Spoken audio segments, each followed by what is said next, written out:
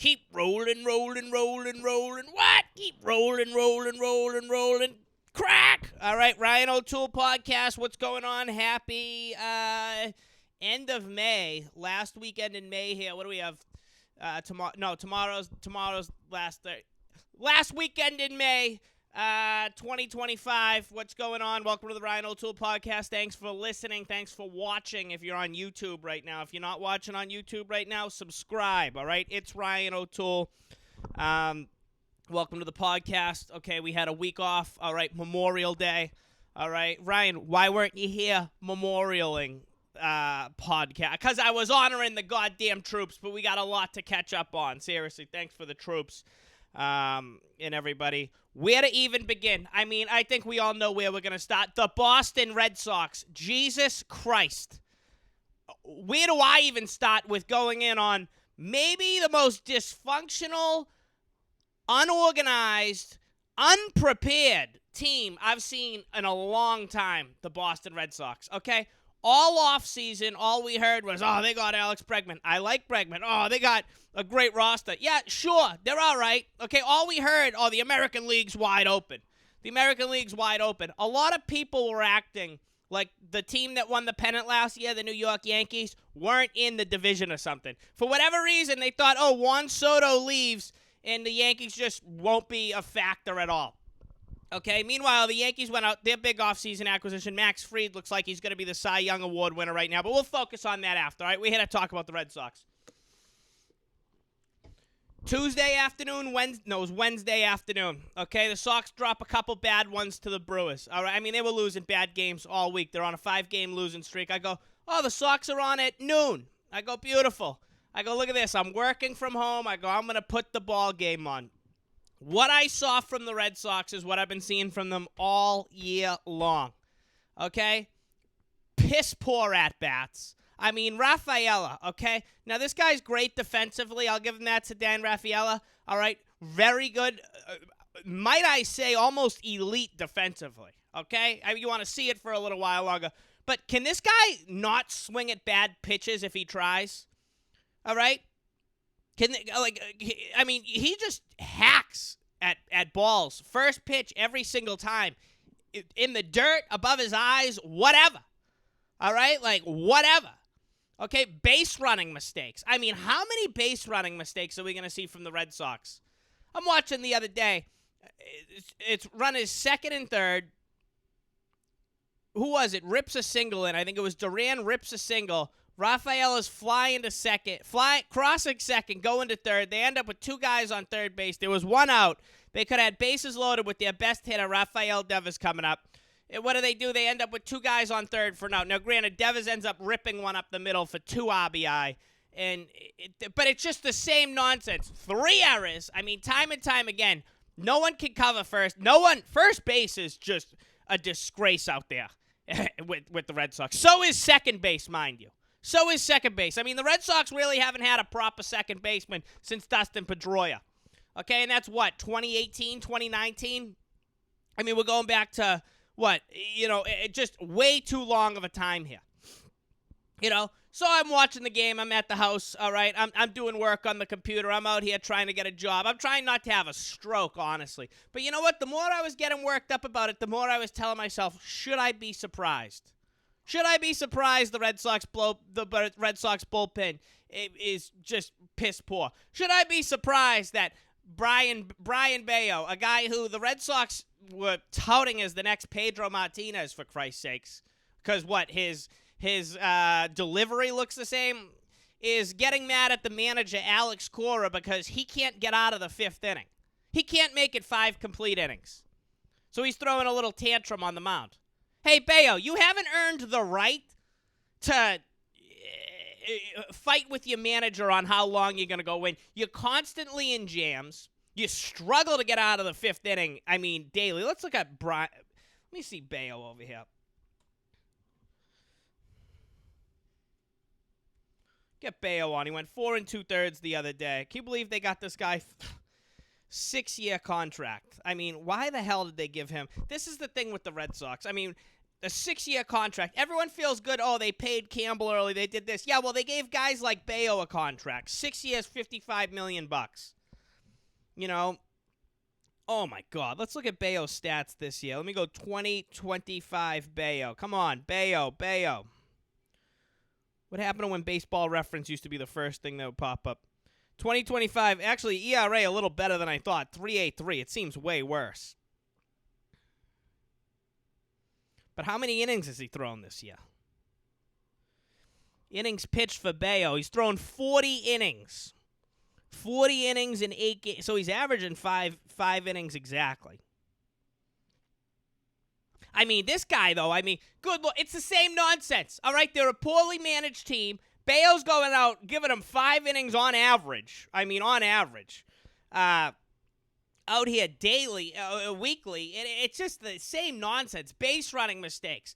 All spring. This was the biggest story in spring training with the Red Sox was Rafael Devers. And is he going to move? Is he going to DH? Is he going to DH? Okay? The fact that was even a conversation that was being held publicly shows you the Red Sox have no control in the dugout. All right, I'll show you. I'll take it a step further. Shows Alex Cora has no control of his clubhouse. Okay? Rafael Devers shouldn't have been, asked to do this or earn your spot at third base. Rafael Devers led the league in errors at third base for 7 years in a row. 7 years in a row. Okay? He sucks defensively. All right? Sucks at third base. He sucks. And what do the Red Sox do? They entertain this idea, we know we just gave Alex Bregman $40 million a year, who is an elite defender, Bregman. The guy's got, multiple Gold Gloves awards. They don't even tell him, no, you're not playing here. They should have had him at first base, taking ground balls all spring.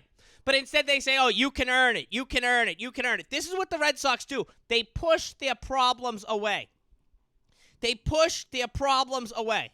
Now Devers is out here. They get him to DH, fine, okay? They get him to DH as he should. He should have been told, mind you, he's an employee of the team, okay? And now look what happens. Casas ends up blowing his knee out, okay? You got all this mess around you. No one can defend. Yoshida can't defend. He's not playing, okay?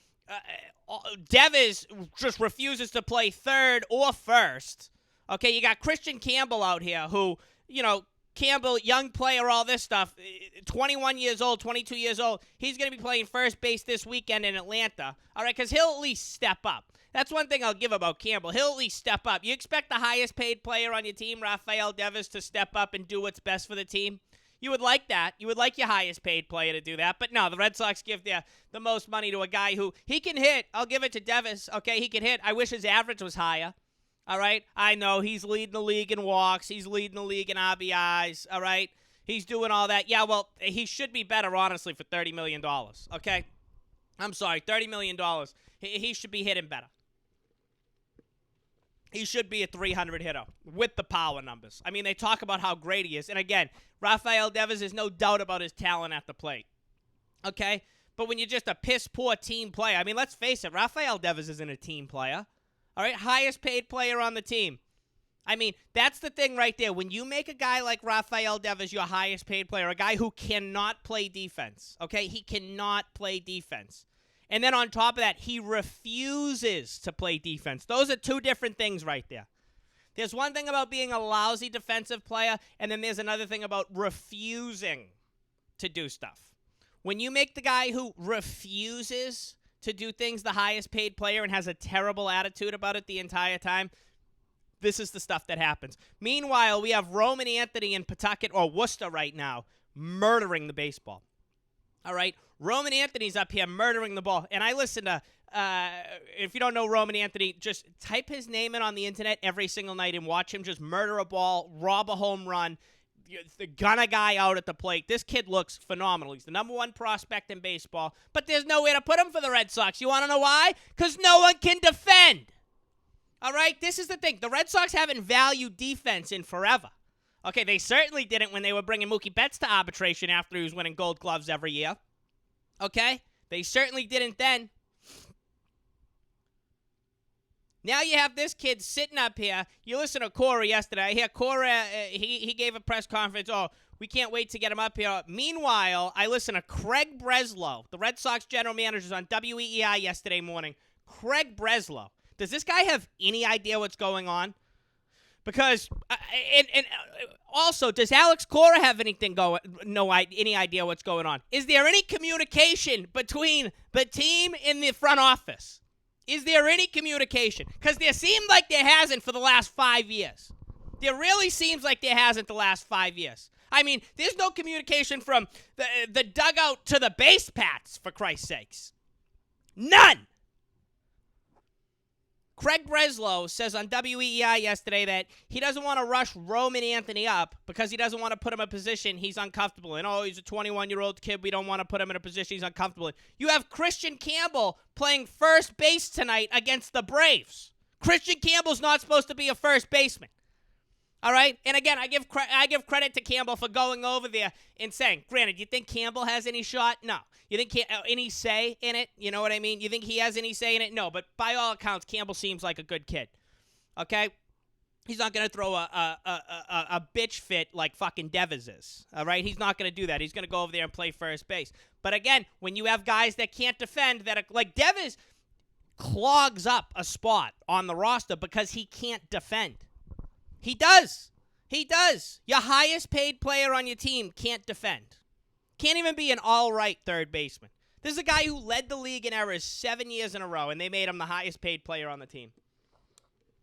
And on top of that, let's face it, with Rafael Devers, he never even tried to play defense. All right? He never tried until the Red Sox got Bregman, and then he acted like he did for 3 days. All right?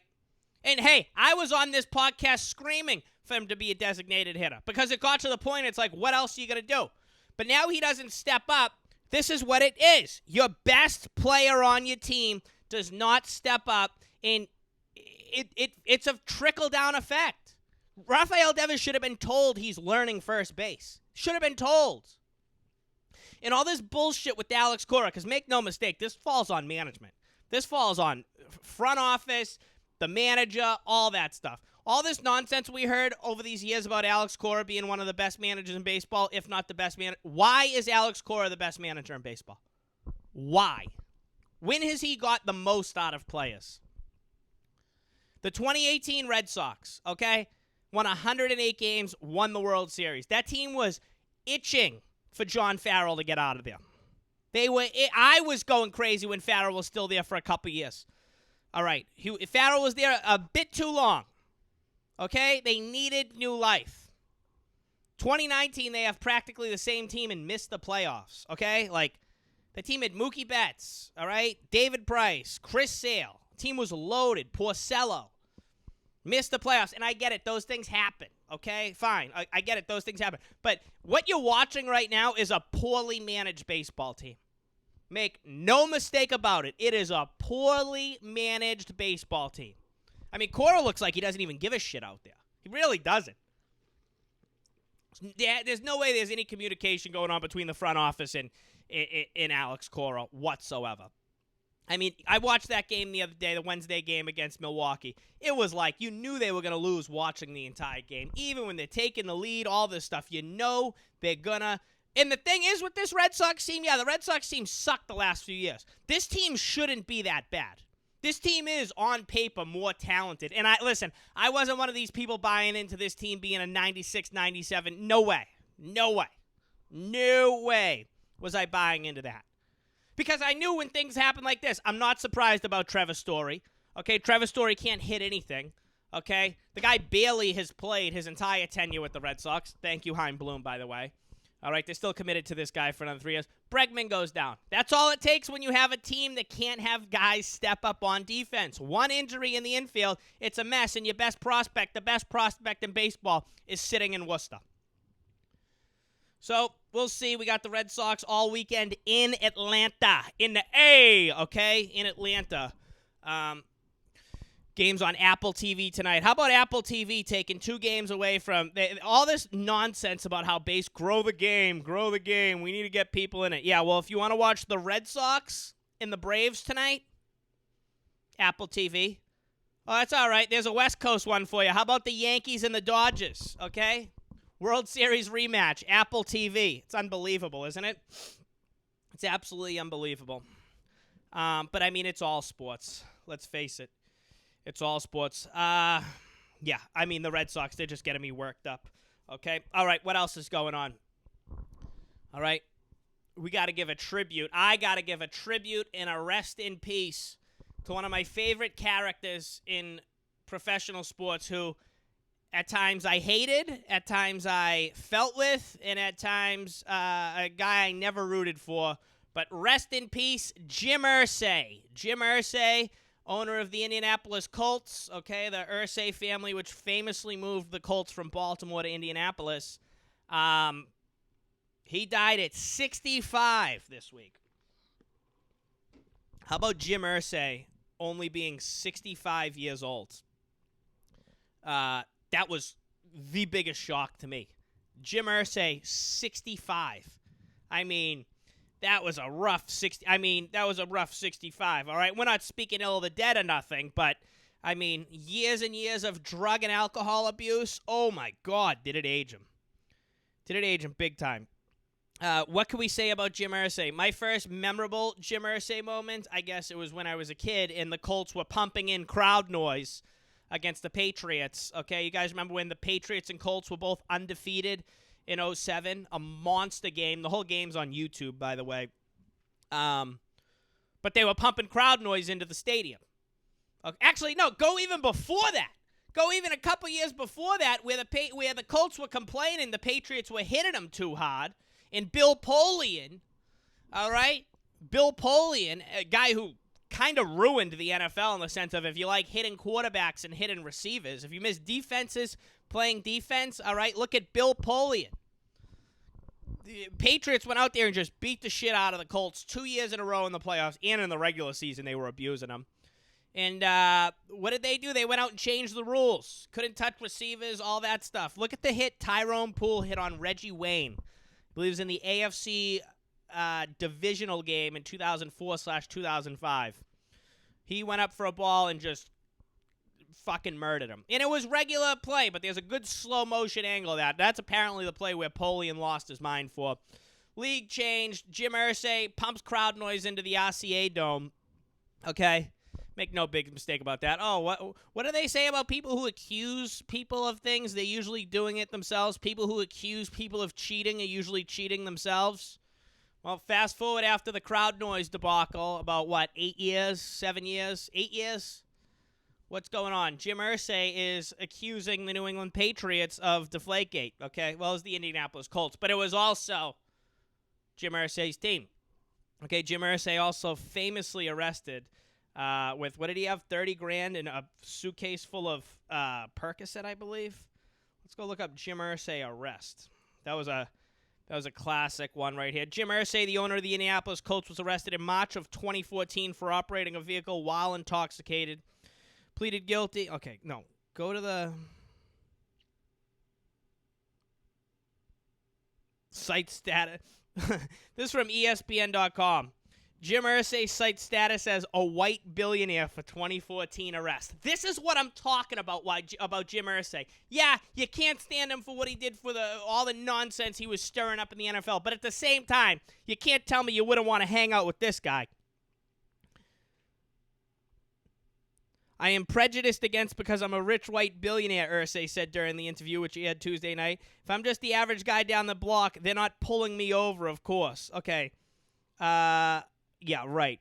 Police discovered listen to this. I mean, that's awesome. Police discovered various prescription drugs in Irsay's vehicle along with more than $29,000 in cash. A toxicology report showed Irsay had the painkillers oxycodone and hydrocodone as well as alprazolam, which is used to treat anxiety in his system at the time of his arrest. Imagine that. He got off with absolutely nothing. Okay, imagine getting arrested with a bunch of drugs, $29,000 in cash. You get arrested, by the way, because DUI, you have all these drugs on you, $29,000 in cash, and you're prejudiced because you're a rich white billionaire.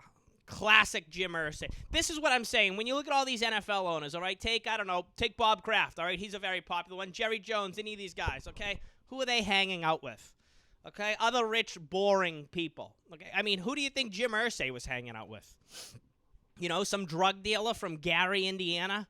I mean, I'm just saying, it's like, what would you have a better time hanging out with? Jerry Jones and Bob Kraft in the Hamptons, or Jim Irsay at a Holiday Inn in, I don't know, again, Gary, Indiana, okay? R.I.P. Jim Irsay. Say what you want about him. The guy partied. He partied for sure. I didn't like the fact the Indianapolis Pacers flew out this moron Pacers fan who got attacked in the streets of New York after the Knicks beat the Celtics a couple weeks ago. We all saw the video. Guy wearing an old Reggie Miller jersey gets attacked outside of Madison Square Garden after the Knicks beat the Celtics, right? And they try playing it off like it's this whole thing. Oh, Pacers fan attacked. Pacers fan attacked. I mean, what was he doing down there wearing that jersey? What was he got what he was asking for. Okay? He got what he was asking for. I mean, the guy's out there jumping around in a Reggie Miller Pacers jersey when the Pacers weren't playing at Madison Square Garden that night. All right, it would have been totally different if that was a guy leaving the game coming out, okay? But the Knicks were playing the Celtics. This moron comes out wearing a Pacers jersey, jumping around like an idiot, and what happens? He gets a bag of trash thrown at his head and he gets attacked, okay? On top of that, this guy's a member of the New York Fire Department. This guy's FDNY. He knew damn well what was going to happen to him. Damn well. So what do the Pacers do? They fly him out and sit him courtside in Indianapolis. I'm going to take this a step further. For this guy being a New York City Fire Department in New York City, okay, knowing the city as well as he does, okay, I mean, he knew what was going to happen. He deserved it. Okay? And listen, I'm not one to stick up for these animal Knicks fans. By no means, okay? That guy deserved to get attacked. Okay? This guy spends his full-time job probably giving people Narcan 90% of the time in Brownsville or wherever he lives. All right? Putting bodies into ambulances. And now he's going to sit over here and start crying. Oh, I got attacked. It's not right. I was getting attacked or whatever in New York. The Knicks weren't playing the Pacers. They were playing the Celtics. He went down there, he poked the bear, and he got hit, okay? And again, I'm not saying it's right to incite violence, but it's like, I mean, come on, dude. Come on.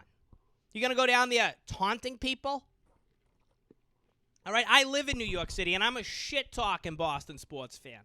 All right, I argue with people all the time, but I'm not going to go to, like, a celebration like that has nothing to do with your team. That had nothing to do. Showing up to the corner of 34th and 7th, when you know what's going on out there, all right? I mean, how many FDNY is there deployed out there? 300? Knowing what's going to happen when it has nothing to do with you and then it happens, I don't feel bad for you. I do not feel bad for you at all. You know, and then this moron gets rewarded for it? I mean, oh my God. Ridiculous. Screw him. Oh, God. What else have I thought? Last night, the Knicks made it a 3-2 series at Madison Square Garden, meaning they'll play tomorrow night, Saturday night. I really wanted Indianapolis to finish them off because I have comedy tomorrow night in the Upper West Side and fucking, excuse me, now everyone's just going to be Knicks, all night. What did I think? I'm not surprised the Knicks have made this a 6-game series or pushed Indianapolis to force a Game 6. I think the Knicks could play very well tomorrow against the Pacers. Hopefully Indiana just closes them out. All right, I have been waiting for the Knicks to be eliminated now. The Knicks are a tough team. I mean, face it, all their toughness comes from Brunson. You know, I watch the Knicks play, and I know people are going to start getting on me, okay? But I very rarely agree with the whole MVP chance, okay? But if the Knicks didn't have Brunson on their team, I think they'd be like a play-in team. I really do. If you kept everyone on that team and took Brunson off, I think they're like a 6 or a 7 seed in the Eastern Conference. I really do. Okay? I really do. You know, that's how I feel about that guy. Okay? That's how good I feel he is as far as getting everything going. Okay, but I just can't wait. This Knicks team's kind of annoying me in the sense of, I all the bullshit around it, all this whole everyone screaming Knicks in 7 and their annoying fans. You know, it's like, again, the guy gets attacked outside the stadium. They that guy deserved it, okay? But, like, New Yorkers will be the first ones to, when something racist happens with, like, a Boston sports fan or anything, oh, you guys are all racist or whatever. Well, I could easily say you guys are smashing fucking trash barrels over a guy who would run into a building and save your fucking family and dog. Okay, but they don't take no credit for that. You know, and I'm not saying that's all fans or even a fraction of them. Those are just some dickheads who showed up and just wanted to raise hell. You know, but I'm tired of the whole Ben Stiller, Timothée Chalamet, all these, like, they act like Madison Square Garden's like this crazy arena. I don't think it's that crazy. I think outside of it's crazy, but, like, that hasn't, in no way have I seen that be, like, a tough place to play in these last few years. I mean, how is it when the average ticket is, like, $1,100? I'm watching the game last night. There's a broad sitting courtside. The entire fucking game, she's turned around talking to some other girl. It's like, what the fuck's the point? I know the whole point is just to be seen there and you're rich and all that stuff. But, you know, all the real regular people, like the rowdy fans, are on the street. And it's not just Madison Square Garden. That goes for venues all over the place, okay? Venues all over the place. But this whole, like, the Madison Square Garden's so crazy. It's like, why? Because fucking Kylie Jenner's there? You know, it's like, I mean, how many times they got to show the same people on the goddamn screen? Bobby Bacala, fucking, what's her name? Olivia from fucking Law and Order. Like, you know, it's the same people they show. It's like, okay, I get it. They like basketball. They're from New York. All right? I totally understand it. All right? But, like, every single time, it would have been nice to see them get eliminated in front of their fans. Man. Other than that, we can't get on this podcast without talking about Stefon Diggs. Okay, New England Patriots wide receiver. Really, well, I guess Milton Williams, but one of their big acquisitions for the season is Stefon Diggs. Okay, Stefon Diggs, who is dating Cardi B. All right, my girl, by the way. Love Cardi B. Okay, I love Cardi B. All right, I've been a fan of Cardi B since she was on World Star, like, getting ratchet in strip clubs. I've been down with Cardi B for, probably 8 years now. I love her music. I'm a fan of hers. Love Cardi B. Stefon Diggs and Cardi B, they're out in Miami on a boat doing Cardi B things, okay? And what happens? Stefon Diggs has all these girls dancing on him asking to get something, and he hands them a bag of unidentified substance, all right? The kids keep calling it Tusi, okay? Tusi, pink cocaine. It's like Molly or something.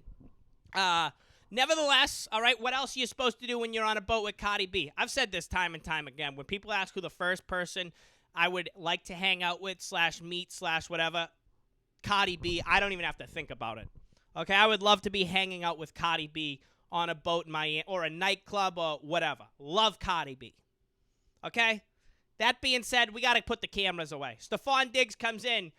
You know, this guy's, I'm not saying in no way, I don't think Stefon Diggs is going to lead by example, but it goes back to the whole Rafael Devers thing and people, you know, you don't choose to lead by example. Sometimes you're just there. Stefon Diggs comes in, a guy who's really exited every NFL team he's played for in a poor way. Minnesota, he's claiming he wasn't getting the ball enough. Okay? Well, they drafted Justin Jefferson, all that stuff. Buffalo, I mean, public meltdowns on the sideline, noted locker room cancer in Buffalo. Doesn't end well. Okay? Houston ends in an injury. Played like, 8 or 9 games, gets hurt. Comes to New England, a team with a first-year head coach, Mike Vrabel, who is not going to put up with any of this shit. Vrabel's not going to put up with none of this nonsense. Other than Diggs, it's really all young wide receivers on the Patriots. There's not one other wide receiver on the roster who's like a veteran at all. And you got this guy out here, not at OTAs. And again, it's organized. OTAs aren't mandatory. They're not mandatory at all. But you got a guy who's coming off of an injury, a serious injury at that, ACL, who, you know, what's he got, $15 million a year. The team's committed time and money to him. And they're really taking a risk on Stefon Diggs. They're taking a risk on a guy who's 30 years old coming off an ACL injury. That's taking a risk. And he's out here partying with Cardi B. At the same time, yeah, we all want to do that stuff, all right? First things first, put the cameras away, all right? Granted, of course, it's not Stefon Diggs, it's someone else, but you got to tell these people, all right? You think Cardi B would be like, when you go out with her, you think it would be like some sort of security team that would be like, hey, we're not taking the phones out or anything. This is a A-list celebrity musician at the top of her game. You think they'd be telling her, like, yeah, we're not doing this. No cell phones out, none of this nonsense. Instead, Stefon Diggs has 3 girls twerking on him, and he's handing them a bag saying, don't use all of it. How's Mike Vrabel going to deal with this? However he deals with it, I trust him to. Of course, this thing will go away in a couple weeks. Let's face it. It'll go away in a couple weeks. It's not that big of a deal, yada, yada. But it's not a good look when a guy's coming off an ACL injury at his age, coming to a new team, doing that. So, other than that, we'll see. On that, what the hell else is going on? Anything else crazy going on in the world right now? I can't really think. Yeah, I mean, shit, it's June in, 2 days now? It's June. God damn, where the hell's the time gone? All right, we got Red Sox, Braves. I mean, how much of that am I going to watch? I mean, tonight I'm definitely not watching. I'm going to be out unless it's on at a TV at a bar, but I doubt they're going to put an Apple TV. Actually, they might, because if the Yankees are on Apple TV, well, who knows? Probably end up watching Sunday afternoon's game, but I'm going to be out just getting ready. SACCO and VANZETTI, okay, play. It's opening up in New York. We're officially more than 50% of tickets sold, okay? The link is in the bio of this podcast. It's on my Instagram bio as well. Rehearsals are going well. I've just been listening to my lines and going over the script practically all week. So it's going good, but we're over 50%. We're, I guess, technically under 2 months out now. Yeah, it's the end of May. We're about a month and a half out, a little more. No, about a month and a half out from opening night. We sold out opening night, and I think we're doing really good on sales. I think there's like a couple more shows that are like almost sold out. But listen, get your tickets now. Okay, got to do that, all right, because I need to sell this thing out. I mean, I want to just perform. I'm just focusing on the performance, okay, but we need to sell this out, okay? We need to sell this out. Support your boy. Support the great actors and actresses I'm working with. This fucking awesome. Of course, Joey D and Maddie Ferrara. Yeah, I'm going to get them on the podcast. We'll talk some shit, all right? SACCO and VANZETTI, if you don't know, is a terrible, terrible crime that occurred in the great city, the great town of Braintree, Massachusetts, a town I love. Shout out to Rosie's Pizza. Shout out to the Braintree Movie Theater. Shout out to the South Shore Plaza. Shout out to the 236 bus. Shout out to the Red Line. Shout out to Braintree House of Pizza. Shout out to... I've watched some great games, and now that I think about it, I've watched so many golf tournaments in Braintree with my grandfather. I watched the Patriots lose Super Bowl 42 to the Giants, the undefeated year. But I watched the next year. Was it the next year? Or 2 years after? No, it was 2 years after. I remember I hit on a Super Bowl square. I was in high school. Hit on a Super Bowl square for like $1,000 when the Saints beat Indianapolis in the Super Bowl. I watched a bunch of random Patriots games there. But I watched the 2013 Red Sox win there, and I watched the Celtics win the championship last year in Braintree, Massachusetts. So I've had some great memories, but some great sports memories as well in Braintree, Massachusetts. So yeah, if you don't know about it, SACCO and VANZETTI, look it up. I don't want to spoil the story, okay? But we got a great history, a great telling of the tale, okay? And I'm excited. I'm playing a bunch of different characters, which is cool. So I really want to switch and distinguish them. I don't want to just be some dickhead from Boston, okay? Every character, which what I mean, I'm not being a dickhead from Boston, but I just don't want to be a loudmouth. I got to separate these characters, all right? Because some of them are class, all right? I'm playing upper echelon New Englanders, okay? The type of New Englanders who, like, live down the Cape and have a summer house in Hyannis, okay? That's me. All right, I spend my summer in Hyannis, all right? That's one of my characters. You might have saw him on my Instagram, Governor Alvin Fuller. But yeah, I got to separate a high-up New Englander Massachusetts man, and then playing the lowest of the low too, which they're both fun and they're both great challenges. Other than that, what else is going on? Yeah, acting, comedy. Tomorrow I'm going to be at the, Dinah Dogs Comedy. It's on my Instagram. Okay, I'll be posting it. The Upper West Side at 7:30 p.m. And then I'll be at the Grizzly Pear Comedy Club at midnight Saturday. And then, I'm there half the nights. All that nonsense. So, come out, see me do comedy. Other than that, I think we touched on most of the sports. I mean, the Red Sox are just driving me mental.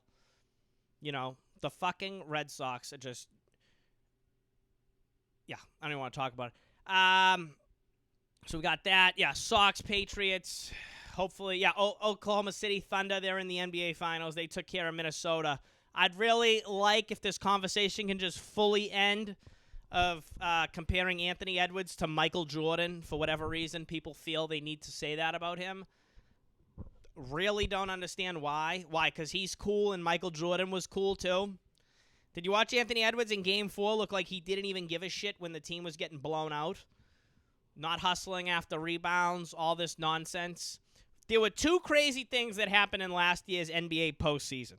Okay? Let's rewind to last year. People saying that Luka Doncic and Kyrie Irving were the greatest backcourt of all time. Insane. Not even playing together anymore. Didn't accomplish anything before that. They were at a 5 seed to get to the playoffs. 4 seed, whatever they were. Saying they were the best backcourt of all time, and then also Anthony Edwards is the next Michael Jordan. Anthony Edwards looked like he didn't even give a shit out there, okay? And I'm not saying Anthony Edwards isn't a great young player in the league, and obviously he's going to get better and all that, but Michael Jordan, the guy who was first-team All-NBA for more than half of his career, first-team NBA All-Defense, mind you. Just an incredible defender, incredible all that. They were comparing him to Michael Jordan. Why can't people control themselves? Why does everything have to be, oh, this is the greatest at, this is the greatest at? Why does it always have to be that way? Why? Other than that, okay, that's what I want to give you. I don't know. I'll be back here Monday, Tuesday maybe. Thanks for liking the podcast. Like, share, subscribe. Throw some shit down on the bottom. You can comment on this on Spotify. Ask me a question. DM me on the gram or YouTube. Comment on all this, what you want me to do. Listen, I'm figuring this shit out.